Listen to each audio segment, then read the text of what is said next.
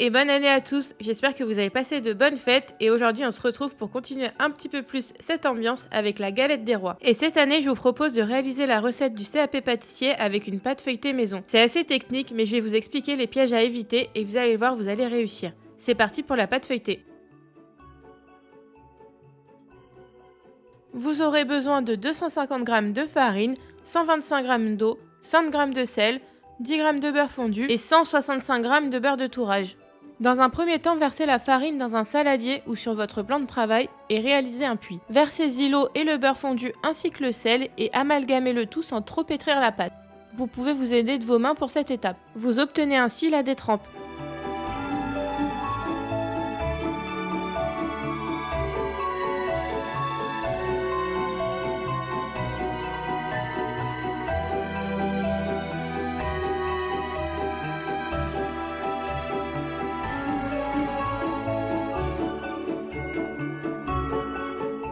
Formez une boule puis incisez le pâton en croix et laissez reposer 30 minutes au frais.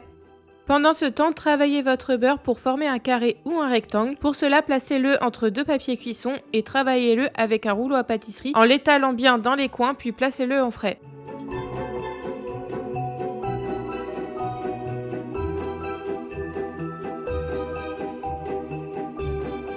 Fleurez votre plan de travail et abaissez la détrempe en commençant par les 4 coins et en gardant un peu d'épaisseur au centre.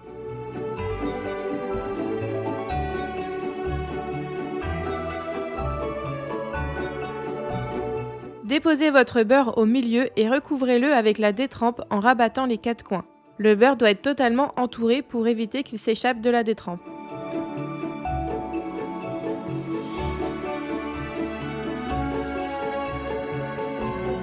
Vous pouvez maintenant abaisser votre pâte en exerçant quelques pressions. Lorsque la longueur fait 3 fois la largeur, vous pouvez réaliser un premier tour double. Pour cela, rabattez chaque côté vers le centre et repliez le tout comme un livre. Placez à nouveau votre pâton au frais pour 30 minutes.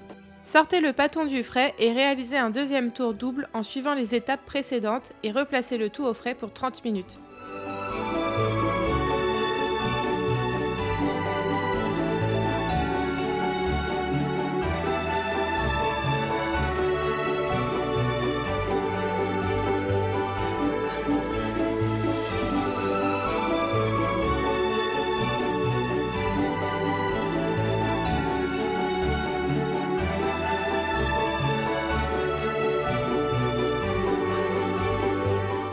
Réalisez un troisième et dernier tour double comme les étapes précédentes et votre pâte est prête à être utilisée. En attendant de réaliser la suite de la recette, placez le pâton au frais.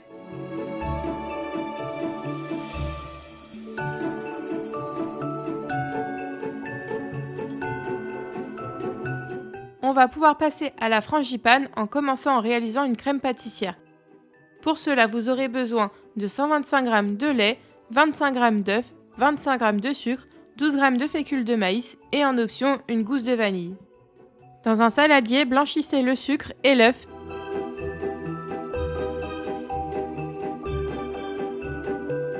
Ajoutez ensuite la fécule et mélangez à nouveau.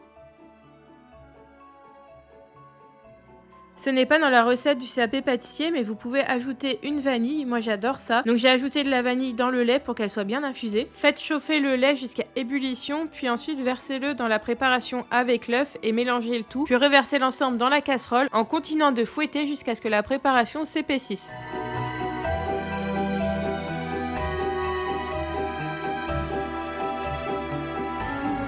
Réservez la crème pâtissière au frais avant de passer à la suite.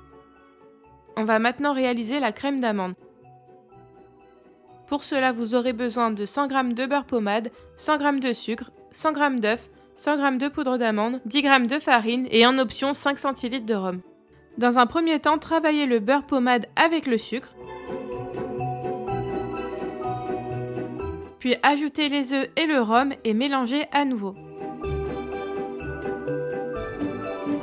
Ajoutez la farine puis la poudre d'amande et mélangez bien.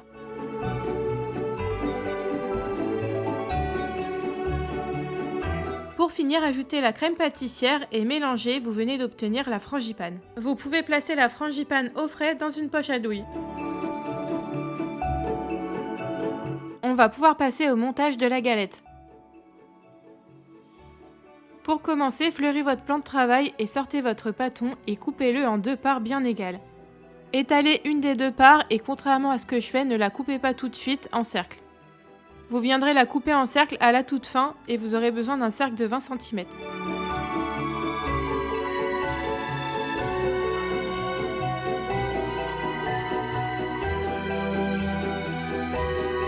Étalez la deuxième mais ne la coupez pas non plus et vérifiez qu'elle fait bien 20 cm de diamètre. Sur une des 2 pattes, tracez un cercle de 20 cm puis un plus petit au centre de 16 cm. Déposez de l'eau tout autour pour sceller la pâte à la fin. Au centre, vous pouvez déposer de la frangipane. Comme vous voyez, la mienne était trop liquide, donc pensez à la mettre bien au frais, voire un petit peu au congélateur pour qu'elle ait une texture qui se tienne bien. N'oubliez pas de placer la fève sur un des côtés et recouvrez avec de la frangipane qui ne doit pas déborder contrairement à moi. Déposez ensuite par-dessus la deuxième pâte qui, contrairement à moi, vous n'aurez pas découpé en cercle et appuyez tout autour pour sceller les 2 pâtes. Découpez la galette à l'aide d'un cercle de 20 cm de diamètre et vous obtenez une jolie petite galette ronde.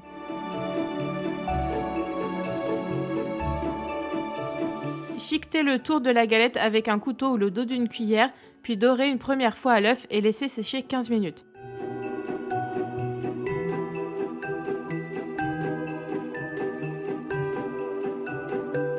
Dorez ensuite une deuxième fois et faites un trou au milieu de cheminée pour que la condensation s'échappe à la cuisson, puis dessinez au-dessus de la galette quelques dessins avec le dos du couteau.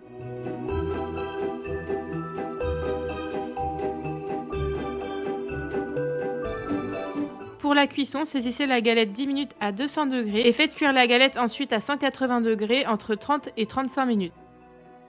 À la sortie du four, lustrez la galette avec du sirop et votre galette est prête. Comme vous pouvez voir, ma galette a débordé à la cuisson car ma frangipane n'était pas assez épaisse quand j'ai voulu faire le montage. Si ça vous arrive, vous pouvez laisser votre cercle pendant la cuisson pour éviter une catastrophe. Vous voyez, c'est pas si simple que ça à faire une galette, mais c'est pas impossible à réussir. Tout le monde a des catastrophes en pâtisserie, moi la première comme vous pouvez le voir, mais avec un petit peu d'entraînement, ça ira. J'espère que cette vidéo vous a plu. Si c'est le cas, n'hésitez pas à la liker et à vous abonner à la chaîne et on se retrouve la semaine prochaine. Salut!